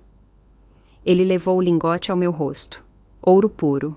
4 noves. Com isso, compraremos novos passaportes, novos rostos e uma ilha no oceano. E você ficará aqui, como presente para Mendonça. Minha mãe veio logo atrás. Ela não olhava nos meus olhos. Ela olhava para a bolsa de ouro. Vivi, não fique brava, ela disse em tom casual, como se estivéssemos falando sobre o tempo. Aconteceu assim, a culpa é sua. Você é muito certinha, chata, e a vida ama os ousados. Celo é ousado. Ele arriscou. E nós vencemos. Olhei para aquele metal amarelo, para as mãos gananciosas e trêmulas deles. E, de repente, comecei a rir. No começo era um risinho abafado, borbulhando na garganta junto com o sangue. Mas depois ele irrompeu. Uma gargalhada alta, histérica, insana. Eu ria e não conseguia parar. As lágrimas escorriam pelo meu rosto, misturando-se com a sujeira. Marcelo recuou. Por que você está rindo, sua idiota? Ele levantou o lingote. Cala a boca, cala a boca. Vocês são idiotas, consegui dizer em meio ao riso. Oh, meu Deus, como vocês são idiotas. Cala a boca, minha mãe guinchou. Celo, bata nela, ela está histérica. Não, mãe, não é histeria. Levantei a cabeça e olhei para eles com olhos claros e frios. É uma comédia, vocês estão roubando um museu de cera. O que você quer dizer? Marcelo ficou tenso. Você realmente acha que Miguel Mendonça, o homem que controla metade do Brasil, guardaria 50 quilos de ouro em um baú podre, em um sítio velho, onde qualquer morador de rua poderia encontrá-lo? Eu ri de novo. Este esconderijo é uma armadilha para idiotas como vocês, desde 98. Você está mentindo, sussurrou Marcelo, mas sua mão com o lingote havia baixado. Verifique, eu acenei. Pegue uma faca, risque. Ouro é um metal macio, e chumbo é ainda mais macio, mas sob a tinta ele é cinza. O silêncio pairou na sala. Só se ouvia a respiração pesada de Marcelo e o uivo da sirene lá fora. Lentamente, como em um sonho, ele tirou o canivete do bolso. Olhou para o lingote em sua mão. Tinha um carimbo. Banco, quilate, número, tudo parecia perfeito. Não o escute, Celo, minha mãe gritou. Ela está tentando nos atrasar. Mas Marcelo não estava mais ouvindo. A dúvida que eu havia semeado deu frutos instantaneamente. Ele passou a lâmina da faca com força na borda do lingote. A tinta dourada descascou em um fino raspado. Por baixo, o metal cinza escuro e opaco foi revelado. Chumbo. Marcelo parou. Ele olhou para o arranhão cinza como se fosse uma sentença de morte. Não, ele sussurrou. Não pode ser. Ele pegou outro lingote da bolsa, riscou, chumbo. O terceiro, chumbo. O quarto. Ele jogou todo o conteúdo da bolsa no chão. Os tijolos pesados caíram com um estrondo no piso de madeira, deixando amassados. Ele rastejava entre eles de joelhos, riscando cada um, rosnando como um animal ferido. Todos. Absolutamente todos os lingotes eram falsos, um adereço teatral barato. Chumbo? Marcelo levantou a cabeça. Seu rosto estava branco como giz. É só chumbo. Ele se virou lentamente para Neide. Você disse. Sua voz era baixa e aterrorizante. Você disse que viu ele colocar ouro aqui. Você jurou. Minha mãe recuou para a parede, apertando as mãos no peito. Celo, eu vi! Juro! 20 anos atrás, ele trouxe uma caixa. Ele a abriu na minha frente. Era ouro. Eu não sabia. Ele deve ter trocado. Trocado? Marcelo rugiu. Ele saltou de pé, apertando um tijolo de chumbo na mão. Você me incriminou. Você me fez entrar nesta armadilha, por um monte de chumbo pintado. Eu não sabia. Minha mãe guinchou, tentando se esconder atrás da poltrona. Celo, por favor, nós vamos pensar em algo. Nós temos a Vivi, podemos trocá-la. Vá para o inferno! Marcelo a atingiu com o lingote falso. O tijolo pesado atingiu a parede a 1 centímetro de sua cabeça, quebrando o gesso até o tijolo. Minha mãe gritou e caiu no chão, cobrindo a cabeça com as mãos. Você estragou tudo, bruxa velha. Por causa da sua ganância, eu vou morrer aqui. Ele se jogou sobre ela. A briga começou. Marcelo estava espancando. Ela arranhava e lutava, tentando se libertar. Esta era a minha chance, a única. Enquanto eles se atacavam como ratos em um barril, comecei a agir. Minhas mãos estavam amarradas nas costas, mas eu me lembrava da lição de Jorge. Sempre tenha uma saída de emergência. Quando fui revistada antes de ser amarrada, Marcelo pegou meu celular e chaves, mas não verificou o forro da minha jaqueta. Lá, em um pequeno bolso secreto que Jorge me mostrara na mansão, estava uma minúscula lâmina de cerâmica. Não apitava nos detectores de metal e era afiada como uma navalha. Eu me contorci, tentando alcançar a costura com os dedos. Meus dedos estavam dormentes, mas a adrenalina me impulsionava. Senti a lâmina, puxei-a, um movimento desajeitado, e eu cortaria minhas veias. Marcelo, nesse momento, agarrou o cabelo da minha mãe e a arrastou em direção à saída. Você vai primeiro, ele gritou. Se os snipers atirarem, será em você. Celo, dói. Me solta. Eu te amo. Cala a boca. Eu te odeio. Eu estava serrando a fita adesiva nos meus pulsos. A lâmina escorregou, cortando minha pele, mas nem senti dor. Mais um movimento. Mais um. A fita se rompeu. Minhas mãos estavam livres. Eu me inclinei instantaneamente e cortei as amarras das minhas pernas. Marcelo e Neide estavam na porta do corredor. Eles não olhavam para mim. Eu pulei de pé. A espingarda que Marcelo havia jogado ao começar a verificar o ouro estava jogada na mesa. Eu a peguei. Pesada, fria. Eu não sabia atirar, mas eles não sabiam disso. Parados, gritei, engatilhando os martelos. O clique soou como um trovão. Eles pararam. Marcelo se virou lentamente, ainda segurando minha mãe pelo cabelo. Ao me ver com a espingarda, ele soltou Neide, que escorregou para o chão, chorando. Vivi. Marcelo levantou as mãos. Vivi, querida, não seja boba. Está carregada. Você vai se machucar. Eu disse parados. Apontei os canos para o peito dele. Minhas mãos tremiam, mas meu dedo estava firme no gatilho. Afaste-se da porta. Os dois para a parede. Vivi, somos uma família. Minha mãe choramingou do chão. Calada! Eu gritei tão alto que ela se calou. Você não é mais minha mãe. Você é uma cúmplice. Rasteje para a parede. Rápido! Marcelo deu um passo para trás, depois outro. Seus olhos corriam pela sala, procurando uma saída. Você não vai atirar, ele disse, tentando forçar seu sorriso sedutor que agora parecia a carranca de um esqueleto. Você não é uma assassina, Vivi. Você é uma contadora. Você gosta de números, não de sangue. Eu aprendi muito nos últimos 3 dias, respondi. Por exemplo, que às vezes é preciso subtrair variáveis desnecessárias. Nesse momento, a sirene lá fora uivou ainda mais alto. Uma voz no megafone. Ramos, saia com as mãos para cima. A casa está cercada. Você tem 1 minuto? Marcelo estremeceu. Ele sabia que era o fim. Eu não vou ser preso, ele sibilou. Eu não vou apodrecer na cadeia pelo seu papai. Ele pulou bruscamente para o lado, rolou sobre o sofá e correu para uma porta discreta no canto da sala. A porta do porão. Pare! Eu apertei o gatilho. O tiro me ensurdeceu. O chumbo estilhaçou o caixilho da porta, mas Marcelo já havia desaparecido na escuridão da abertura. Ele está fugindo pelo túnel, gritei, jogando a espingarda inútil. Corri para a porta dos fundos, destranquei a tranca e a abri para a rua. Para cá! Ele está no porão. Combatentes da SWAT invadiram a casa. Máscaras pretas, escudos, fuzis. Eles me afastaram, colocaram minha mãe de bruços no chão.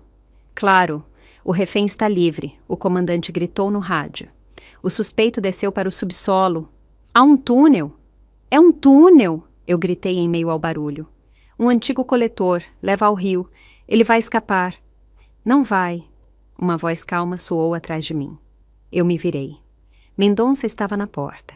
Ele se apoiava na bengala e olhava para a porta do porão com uma expressão estranha, quase triste.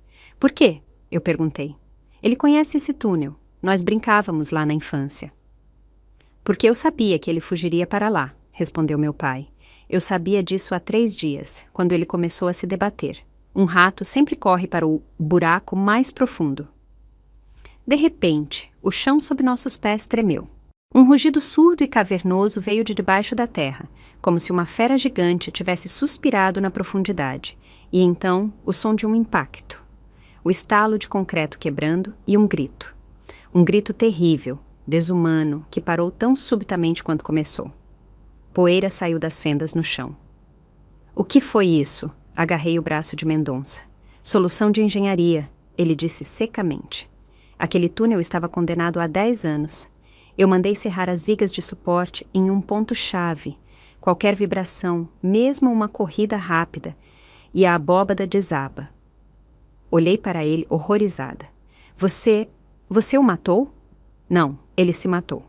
Com a própria ganância e medo, eu apenas removi o fusível. A SWAT já estava arrombando a porta do porão. Médicos! Alguém gritou de baixo. Desabamento! Um homem foi soterrado. Precisamos de equipamento. As horas seguintes se passaram como um sonho. Escavadeiras chegaram, equipes de resgate. Eles abriram o piso da sala de estar, cavando até o porão antigo. Minha mãe foi levada em um carro da polícia. Ela uivava e batia a cabeça no vidro. Eu estava sentada na varanda, enrolada em um cobertor, bebendo o chá quente que Jorge me deu. Mendonça estava sentado ao meu lado, segurando minha mão em silêncio. Ao amanhecer, quando o céu ficou cinza, o corpo foi retirado do porão. Marcelo estava vivo, mas inconsciente. Suas pernas foram esmagadas pela laje que caiu. Ele foi colocado em uma maca, mas o mais interessante aconteceu depois. Um dos socorristas, limpando os escombros, bateu com um pé de cabra na parede do porão, tentando alargar a passagem. A alvenaria, velha e úmida, desmoronou, e de lá caíram maços de dinheiro. Não pacotes, mas tijolos, firmemente embalados em polietileno, emparedados diretamente na alvenaria. Dólares, euros, reais, milhões. Minha nossa! O socorrista sussurrou. Toda a parede do porão, onde Marcelo se escondeu nas últimas 24 horas, onde ele planejou sua fuga, onde ele procurava o ouro. Toda aquela parede era feita de dinheiro. É aquele dinheiro, disse Mendonça, aproximando-se da beira do buraco. O que ele roubou da empresa. Ele não o enviou para offshores. Ele não o gastou. Ele era muito paranoico. Tinha medo de bancos. Eu me aproximei e olhei para baixo. À luz das lanternas, a montanha de dinheiro misturada com sujeira e tijolos parecia lixo. Marcelo, aquele gênio da fraude financeira, o homem que sonhava com uma vida bonita, literalmente vivia dentro de uma parede de dinheiro. Ele estava sentado em cima de milhões, comendo miojo, tremendo de medo e procurando um ouro mítico. Enquanto a verdadeira riqueza o cercava por todos os lados, ele se emparedou em sua própria felicidade roubada. Ironia, eu disse baixinho. Ele procurava um tesouro, sentado em um tesouro, e esse tesouro quase o esmagou. Não é ironia, Vitória, Mendonça respondeu, virando-se para mim. É a lei da natureza. Dinheiro obtido por traição sempre se transforma em uma pedra que te arrasta para o fundo. Um médico correu até a maca. Ele está recobrando a consciência. Vamos! Marcelo foi levado por nós. Ele abriu os olhos. Seu olhar estava turvo de dor e choque. Ele me viu, viu Mendonça e viu a montanha de dinheiro que estava sendo retirada com paz do seu esconderijo. Ele tentou dizer algo, estendeu a mão para o dinheiro. Meu, ele ofegou. É meu. Não mais, Atsei, Celo, eu disse, olhando para ele de cima. São provas do crime, e você apenas lixo de construção. Ele foi levado. A porta da ambulância se fechou. Fiquei parada no meio das ruínas do meu passado. A casa estava destruída, a família aniquilada, minha mãe algemada, meu marido na reanimação a caminho da prisão. Mas senti uma estranha leveza, como se uma laje de concreto tivesse sido tirada dos meus ombros. Vamos para casa, filha, disse Mendonça. Paulo está esperando. Hoje é a primeira aula de equitação dele. Você prometeu assistir. Eu assenti. Vamos. Caminhamos até o carro. Eu não olhei para trás. Lá, nas ruínas do sítio, permaneceu a Vitória vítima. A Vitória ingênua e tola. No carro, sentou-se outra mulher. Uma mulher que havia passado pelo fogo e saído dele não queimada, mas temperada. E essa mulher tinha mais um último julgamento pela frente. O julgamento no qual ela deveria colocar um ponto final. 3 meses se passaram. A neve que naquela noite terrível havia coberto os rastros do crime no sítio derreteu, transformando-se em lama suja de primavera, e depois caiu novamente, limpa, branca, escondendo toda a sujeira desta cidade. A sala do tribunal estava sufocante, não por causa do calor, mas pela concentração de pessoas. Parecia que toda a cidade tinha vindo assistir ao final deste drama. Jornalistas se amontoavam nos corredores, câmeras disparavam como um bando de gafanhotos famintos. Era o julgamento da década. O caso Ramos, como foi apelidado pela imprensa, ganhou tantos detalhes que os roteiristas de séries policiais se roíam de inveja. Tinha de tudo. Paternidade falsa, roubo de milhões emparedados, tentativa de assassinato, sequestro e segredos dos anos 90. Eu estava sentada no lugar da principal testemunha. Eu vestia um talher branco, perfeitamente cortado, impecavelmente limpo. A cor da inocência, a cor de uma nova página. Senti centenas de olhares sobre mim, mas isso não me incomodava mais. Eu estava calma, como um iceberg. Do outro lado, na mesma gaiola de vidro onde eu estivera há 3 meses, agora estava Marcelo. Ele estava irreconhecível. Não havia vestígio do empresário lustroso que riu na minha cara. Ele havia perdido uns 15 quilos. Seu rosto, antes liso e autossatisfeito, estava coberto por uma barba grisalha e rugas profundas. Ele estava sentado, curvado, apoiado em uma muleta. As pernas, esmagadas pela laje no túnel, se soldaram mal e agora ele mancaria para sempre. Mas o mais assustador eram seus olhos. Não havia mais nem arrogância, nem astúcia neles. Apenas um medo animal e acossado. Ele olhava constantemente para trás, estremecia com cada som alto e procurava por alguém no salão, mas não havia ninguém para procurar. Minha mãe, Neide, não estava no salão. Depois daquela noite no sítio, sua sanidade não aguentou. Quando a polícia a tirou da casa destruída, ela ainda apertava nas mãos um pedaço de chumbo pintado de ouro e gritava que era mais rica que a rainha da Inglaterra. Os médicos diagnosticaram psicose reativa aguda em meio a um transtorno de personalidade profundo. Agora, ela estava em uma ala fechada da clínica psiquiátrica. Dizem que ela passa o dia sentada no canto da sala, modelando lingotes com miolo de pão e escondendo-os debaixo do colchão, esperando o helicóptero vir buscá-la. Ela traiu a filha por ouro que era chumbo, e esse conhecimento a consumiu por dentro. Testemunha Mendonça, prossiga. A voz do juiz me trouxe de volta à realidade. Ajeitei o microfone. Como eu disse, meritíssimo, o réu Ramos agiu conscientemente.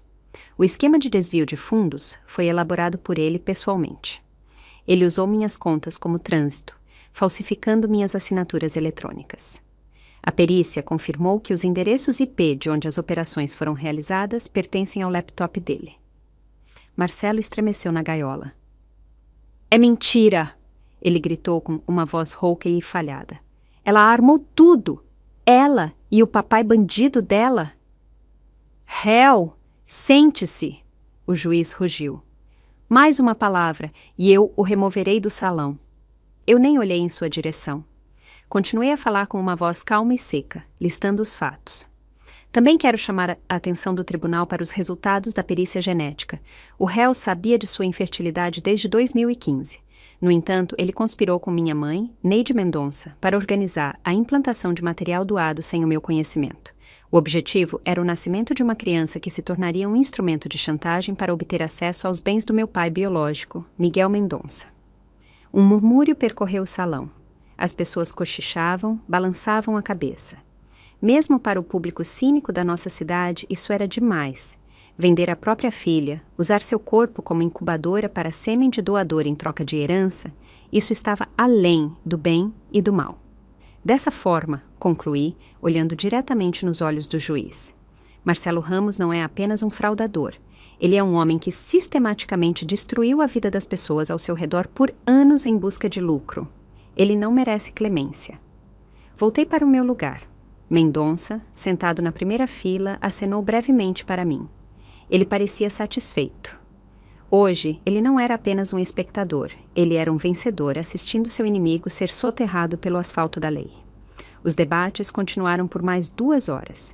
O advogado de Marcelo, um defensor público nomeado pelo Estado porque não restava dinheiro para um pago, tudo havia sido confiscado, tentou apelar fracamente ao estado de saúde do réu. Mas contra os fatos, contra os milhões emparedados, os documentos falsos, os depoimentos do tabelião Almeida e de Gisele, era impossível lutar. Finalmente, o tribunal se retirou para a deliberação. Quando o juiz voltou, um silêncio sepulcral reinou no salão. Em nome da República Federativa do Brasil, ouvi a sentença, e cada palavra caía como uma pedra na tampa do caixão de Marcelo. Considero culpado pelos artigos 159, parágrafo 4º, 127, parágrafo 2º, 222. Fraude em grande escala, privação ilegal de liberdade, posse ilegal de arma e condeno a pena de reclusão de 15 anos, a ser cumprida em regime fechado. O martelo bateu, bam! Exatamente o mesmo som de 3 meses atrás, mas agora soava como música para mim, como o acorde final de uma sinfonia de justiça. Marcelo uivou na gaiola. Ele escorregou para o banco, cobrindo o rosto com as mãos. 15 anos! Ele gritava. Se eu não vou sobreviver, vocês não têm o direito. Isso é um erro. Os policiais, os mesmos da última vez, o levantaram rudemente pelos braços. Para a saída, Ramos, sua vida bonita acabou. Levantei-me e fui a primeira a sair do salão. Eu sabia para onde ele seria levado. Eu conhecia o trajeto. Desci para o longo e ecoante corredor do subsolo, por onde a escolta conduzia os prisioneiros para os camburões. Fiquei perto da parede, com os braços cruzados no peito. 1 minuto depois, ouvi o tilintar das algemas e o arrastar dos pés. Marcelo estava sendo conduzido. Ele mal conseguia mover as pernas, pendurado nos ombros dos guardas. Ao me ver, ele parou. Os policiais, obedecendo ao meu aceno quase imperceptível, eles sabiam quem eu era agora. E sabiam que o homem de Mendonça, Jorge Ferreira, agora comandava a segurança daquele prédio. Afrouxaram o aperto por 1 segundo, permitindo que falássemos.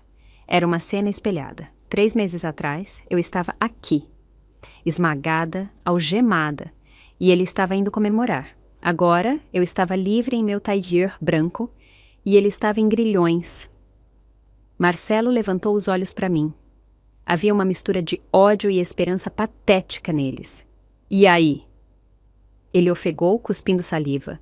Veio se gabar? Satisfeita? 15 anos vivi. Eu vou morrer lá. Tenho dívidas. Você sabe o que vão fazer comigo na cadeia por dívidas com gente séria? Vão me matar no 1º mês. Ele começou a soluçar. Vivi, você tem coração. Peça ao seu pai. Peça para ele interceder, para me transferir para o semiaberto. Eu devolvo tudo.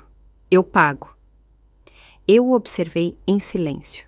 Aquela criatura lamentável e quebrada, que eu chamei de marido, que dormiu comigo na mesma cama, sabendo que eu estava carregando o filho de outro, que estava pronto para queimar minha mãe viva por ouro falso. Lentamente, tirei um pequeno pedaço de papel do bolso. Lembra, Celo? Eu disse baixinho. 3 meses atrás, eu entreguei um bilhete aqui. Ele salvou minha vida. Marcelo congelou, olhando para o papel na minha mão. O que é isso? Ele sussurrou. Você quer me ajudar? Dei um passo em sua direção e enfiei o bilhete no bolso do peito de sua túnica de prisão. Olhe! Ele o pegou com os dedos trêmulos, algemados. Abriu. Não era um cheque de 1 milhão, nem uma carta de perdão. Era um comprovante. Uma transferência bancária de R$100. R$100. Marcelo me olhou sem entender. Você depositou R$100 na minha conta da cantina da prisão. Para um chá. Eu sorri, mas meus olhos permaneceram frios. Compre um pacote do chá mais barato para se aquecer no barraco. Você está me zoando? Seu rosto se contorceu. Agora me escute. Eu o interrompi, baixando a voz para um sussurro que lhe causou arrepios na espinha. Você tem medo de ser morto por dívidas? Não se preocupe, não vão matar você. Eu me aproximei dele, tão perto que ele podia sentir o cheiro do meu perfume caro. Eu comprei sua dívida, Celo. Ontem, encontrei aquelas pessoas a quem você devia por suas trapaças. Eu paguei a eles até o último centavo. Uma esperança insana brilhou em seus olhos. Você pagou, Vivi? Obrigado. Eu sabia que você me amava. Você não entendeu. Eu balancei a cabeça e meu sorriso se tornou como uma lâmina de barbear. Eu não perdoei sua dívida. Eu a comprei. Agora você não deve aos bandidos. Você me deve a mim. Eu fiz um acordo com o chefe da sua colônia. Você não será tocado. Você será cuidado. Marcelo olhou para mim e o significado das minhas palavras começou a atingi-lo. Você vai viver, Celo. Por muito tempo, todos os 15 anos. Você vai trabalhar 12 horas por dia na oficina de costura.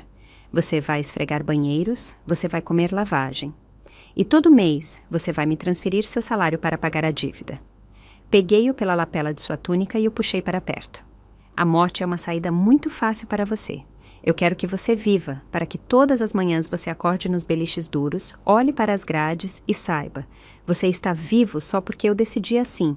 Você é minha propriedade, Marcelo, meu canário na gaiola, e eu vou desfrutar de cada dia do seu encarceramento. Ele recuou como se tivesse sido queimado. O horror em seus olhos era abissal. Ele entendeu que eu não o havia salvado. Eu o havia condenado a um inferno do qual não havia saída pela morte. Você é o diabo? Ele sussurrou. Sou apenas uma boa aluna, dei de ombros. Tive ótimos professores. Você e minha mãe. Os policiais o puxaram para a saída.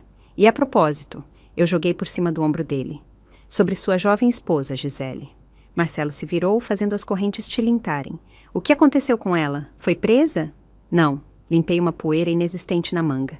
Ela fez um acordo com a promotoria.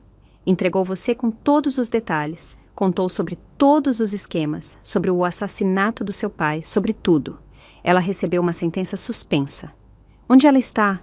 Ele ofegou. Ela trabalha para mim. Eu sorri. Como empregada doméstica, ela limpa o chão daquela mesma mansão onde você sonhava em viver. Sabe, ela é muito esforçada. Ela entendeu a regra principal desta vida. É melhor servir ao vencedor do que apodrecer com o perdedor. Ela mandou lembranças e disse que a vassoura combina mais com ela do que o casaco de pele. Marcelo gritou. Era um grito de raiva impotente, o grito de um homem que foi humilhado e pisoteado completamente. Ele lutava contra os guardas, tentando se atirar em mim, mas eles o arrastaram para a porta de ferro. Apodreça lá, Celo, gritei para ele, repetindo suas próprias palavras. Apodreça longa e felizmente. A porta se fechou, abafando seus gritos. Fiquei sozinha no corredor silencioso. Respirei fundo. O ar cheirava de água sanitária e a coisa oficial, mas para mim era doce. Virei-me e caminhei para uma saída. A cada passo, o som dos meus saltos ficava mais confiante. Saí para a varanda do tribunal. O sol brilhante da primavera atingiu meus olhos. Gotas pingavam dos telhados. A cidade seguia sua vida, alheia às tragédias e triunfos que aconteciam dentro daquelas paredes. Um Maybach preto estava parado no portão. O vidro da porta traseira baixou. De lá, Miguel Mendonça olhou para fora e ao lado dele estava meu filho, Paulo, Ele sorria e acenava para mim. Mãe! Ele gritou. Vovô Miguel prometeu que vamos ao zoológico. Você vem conosco? Olhei para eles, para meu pai, que havia encontrado uma filha, mas ganhado não apenas uma parente, mas uma sócia igual, para meu filho, que havia sido salvo da mentira e da sujeira. Desci os degraus. A neve rangia sob meus pés. Claro, meu amor, eu disse, entrando no carro. Eu vou com vocês. Agora estaremos sempre juntos. A porta do carro se fechou suavemente, cortando o barulho da rua. Tudo acabou? Mendonça perguntou, olhando para mim com atenção. Não, pai, respondi, olhando no espelho retrovisor para o prédio do tribunal que se afastava. Está apenas começando. Coloquei a mão na pasta de documentos que estava no banco ao lado. Eram os documentos de transferência da gestão do holding de construção para mim. Eu não era mais uma vítima. Eu não era apenas uma filha. Eu era Vitória Mendonça. E esta cidade agora sabia que era melhor não lutar comigo. O carro se moveu suavemente, levando-nos para uma nova vida. Uma vida onde não havia mais espaço para a traição. Mas havia espaço para a força, a família e, estranhamente, o amor próprio e o amor por aqueles que realmente o merecem. É isso, meus queridos ouvintes. Uma história sobre como pessoas próximas podem se tornar mais assustadoras do que inimigos. E sobre como uma mulher frágil pode se transformar em uma lâmina de aço quando encurralada. O que vocês acham? Vitória agiu corretamente? Ela não foi muito cruel com Marcelo no final? Afinal, 15 anos de prisão já é uma punição. E ela, na verdade, transformou a vida dele em escravidão. Ou será que uma traição dessa magnitude, quando um marido e uma mãe vendem você e seu filho, merece exatamente esse acerto de contas? E o que vocês pensam de Neide, a mãe dela? É possível justificar suas ações com amor, mesmo que doentio e perverso? Ou é apenas ganância disfarçada de palavras bonitas? Escrevam sua opinião nos comentários. Estou muito curiosa para saber de que lado vocês estão neste conflito. Se esta história tocou vocês, fez vocês sentirem empatia ou indignação, por favor, deixem um like neste vídeo. É a melhor recompensa para o autor. E não se esqueçam de se inscrever no canal para não perder a continuação de nossos outros dramas. Tudo de bom para vocês!